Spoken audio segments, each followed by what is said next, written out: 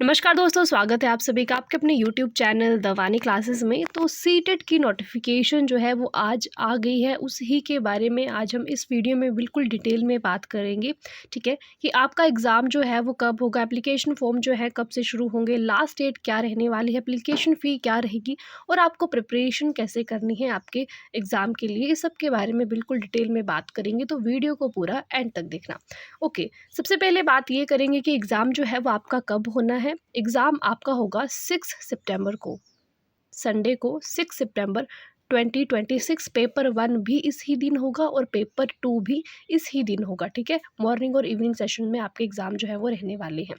Okay, application process जो है आपका वो कब से शुरू होगा, तो एप्लीकेशन फॉर्म जो है आपके फिल शुरू होना आज से ही शुरू हो जाएंगे, यानी कि 11 मई 2026। ठीक होगी बात।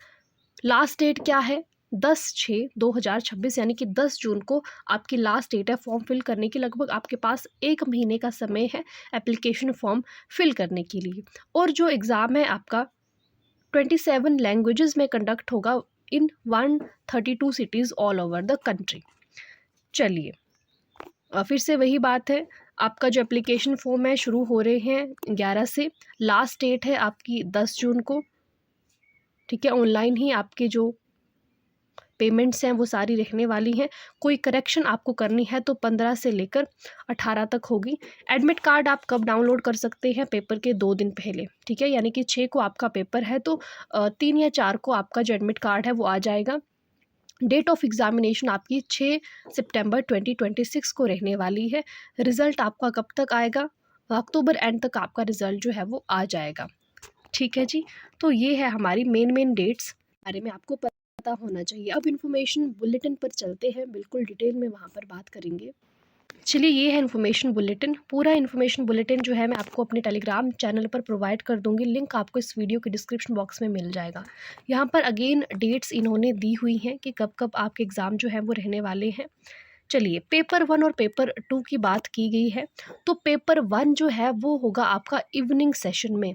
देख लेना, इवनिंग सेशन में हो रहा है पेपर 1, 2:30 से 5 बजे तक। टोटल 2 आवर्स 30 मिनट्स का आपका पेपर रहने वाला है।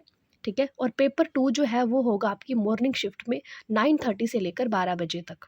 ओके, अब पेपर 1 और पेपर 2 क्या है। पेपर 1 जो है उसमें लेवल आता है आपका क्लास फर्स्ट से लेकर क्लास 5th तक।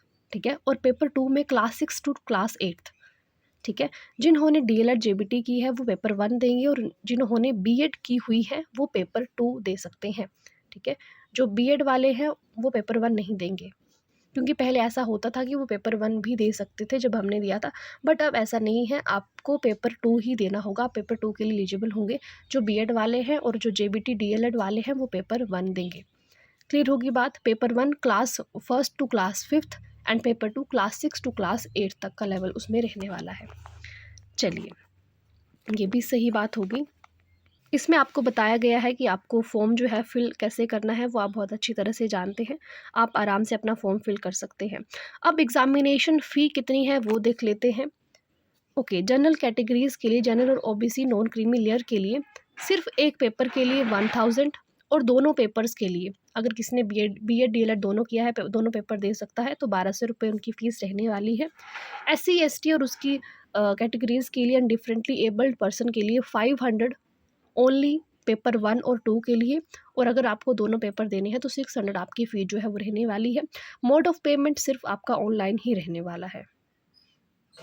ठीक है जी, और जब कंफर्मेशन पेज आएगा तो उसको डाउनलोड करके रख लेना अपने पास। चलो, इसमें सारी बातें यही की हुई हैं कि आपको क्या क्या और कैसे फॉर्म जो है वो फिल करना है। चलिए, ये हैं आपके सब्जेक्ट फॉर पेपर 1। ठीक है, पेपर 1 जैसे मैंने आपको पहले बताया था, for classes first to 5th primary stage के लिए। ड्यूरेशन क्या है आपकी, 2.5 आवर्स आपके पास हैं आराम से, उसमें आप अपना पूरा पेपर कर सकते हैं। सब्जेक्ट्स क्या क्या रहने वाले हैं आपके, सीडीपी कंपलसरी है, मैथमेटिक्स आपका कंपलसरी है, ईवीएस कंपलसरी है, लैंग्वेज 1 लैंग्वेज 2। लैंग्वेज 1 और लैंग्वेज 2 आप अपने हिसाब से सिलेक्ट कर लेना। इंग्लिश रख लो 1 या फिर हिंदी रख लो 1। ठीक है, कोई भी लैंग्वेज 1 लैंग्वेज 2 आप अपने अकॉर्डिंग सेलेक्ट कर सकते हो, उसमें कोई भी इतना इशू नहीं रहता है। ओके। और बाकी सब्जेक्ट्स तो आपको कंपलसरी ही होंगे, सीडीपी भी, मैथ्स भी और ईवीएस भी। हर सब्जेक्ट के 30-30 एमसीक्यू होंगे और हर एमसीक्यू का 1 मार्क आपका रहने वाला है, यानी कि 150 MCQ and 150 marks and 150 minutes as well. चलिए, ये सारी लैंग्वेजेज़ हैं, आप देख लेना। आपने जो भी लैंग्वेज पढ़ी है वो आप सेलेक्ट कर लें, इंग्लिश, हिंदी, असमीज़, बंगाली, पंजाबी, ये सारी लैंग्वेजेज़ हैं। टोटल 27 लैंग्वेजेज़ जो हैं इनमें जो सीटेट जो है वो कंडक्ट किया जाता है। तो आप देख लेना कौन सी लैंग्वेज आपने पढ़ी हुई है। चलो, ये पेपर 2 के लिए है आपके पास जो सिलेबस है। सीडीपी आपकी कंपल्सरी रहने वाली है।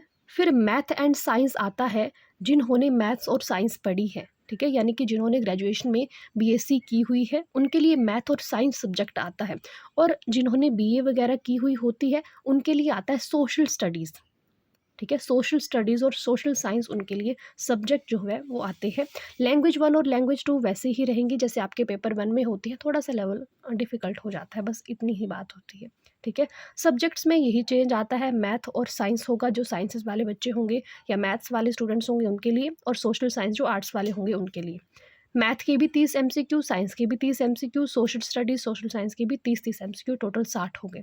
ठीक है? यहाँ पर भी 150 MCQ, 150 marks and 150 minutes as well.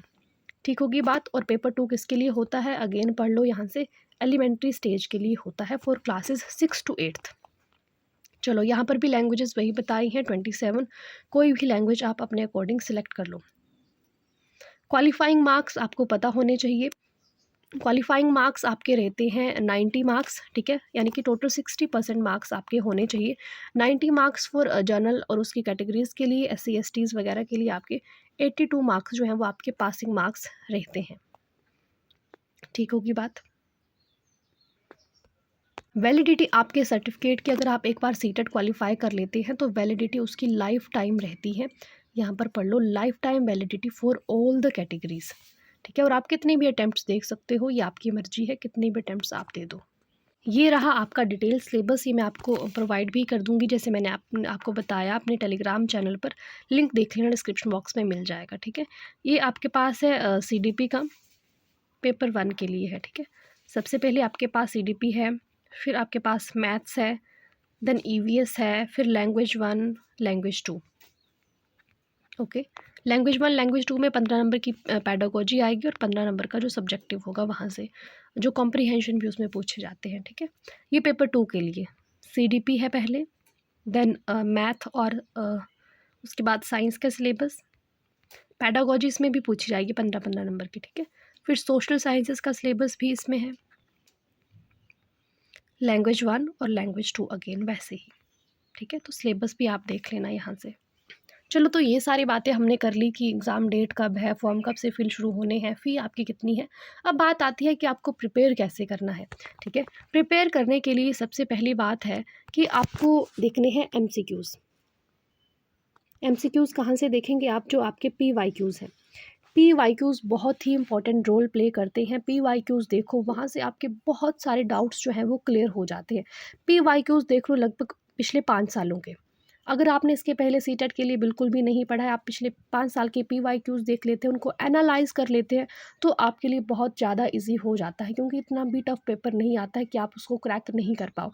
अगर आपकी जो सीडीपी अच्छी है, क्योंकि पेडागोजी आपसे पूछी जाएगी, चाहे आपका लैंग्वेज 1 है, लैंग्वेज 2 है, आपकी मैथ्स है, साइंस है, सोशल साइंस है, आपकी पेडागोजी हर जगह पूछी जाएगी, तो पेडागोजी आप आराम से कर सकते हो, अगर आप क्वेश्चन को थोड़ा अच्छी तरह से एनालिटिकली सोच सकते हो तब।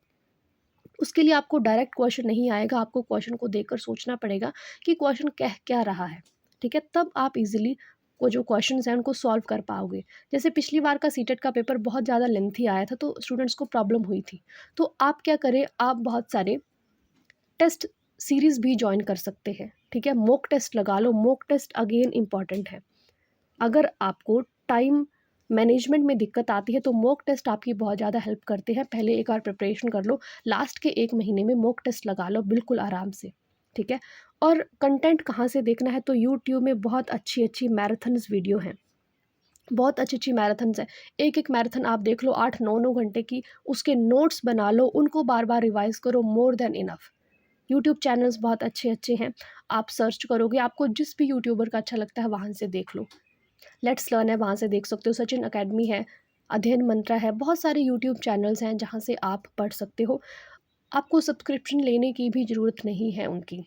मेरा मानो तो मैराथन क्लासेस देख लो, 9-9 10-10 घंटे की जितनी देख सकते हो आप, वो देख लो। नोट्स बना लो उनके, आराम से आप पेपर क्रैक कर लोगे, ठीक है? अपनी पेडागोजी को सुधारो, क्वेश्चन जल्दी सॉल्व करने की प्रैक्टिस करो, क्योंकि यहाँ पर प्रैक्टिस करना बहुत ज़्यादा ज़रूरी है। मॉक टेस्ट लगाओ, वहाँ से आप आराम से कर सकते हो, क्योंकि अभी आपके पास बहुत ज़्यादा टाइम है। 3 साढ़े 3 महीने बहुत होते हैं सीटेट के लिए, ठीक है? अभी से प्रिपरेशन करते हो, दिन में 4-5 घंटे पढ़ते हो, तो आपका सीटेट आराम से हो जाएगा।